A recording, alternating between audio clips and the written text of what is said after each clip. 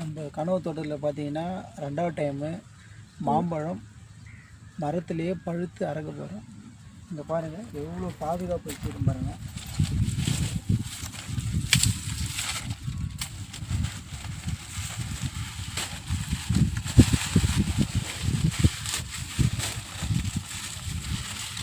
இந்த மாதிரி பாதுகாப்பு வச்சு எவ்வளோ சேஃபாக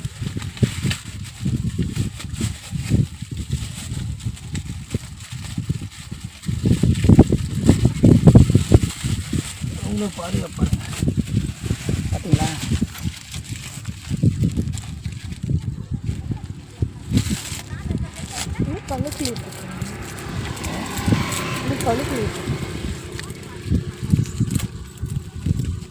இது அப்படியே அறுத்து ஒரு 2 நாள் வச்சா பழுத்துரும். அவ்வளோ இதுக்கப்புறம் ஸ்டேஜ் ஆகும்.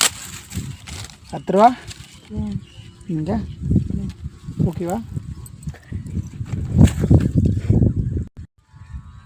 கனவு தோட்டத்தில் சமையலாம்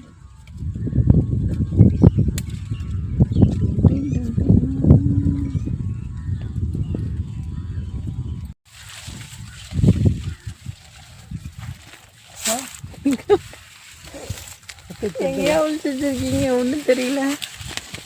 தெரிஞ்சுங்களா?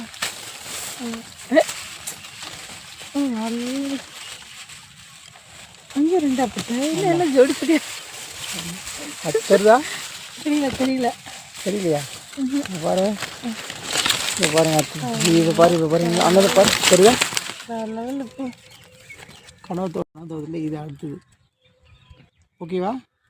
எவ்வளோ அருமையாக இருக்குது. கனவு தோட்டத்தில் இது வந்து அடுத்தது இந்த பழம் பாருங்கள், ஜோடி பழம். இதையும் நான் கட் பண்ணுறேன்.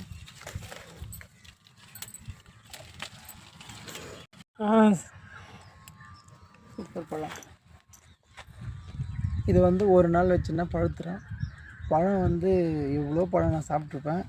ஆனால் இந்த பழமுடைய ருசி இருக்குது பாருங்கள், அப்படியே தேன் மாதிரி இருக்குது.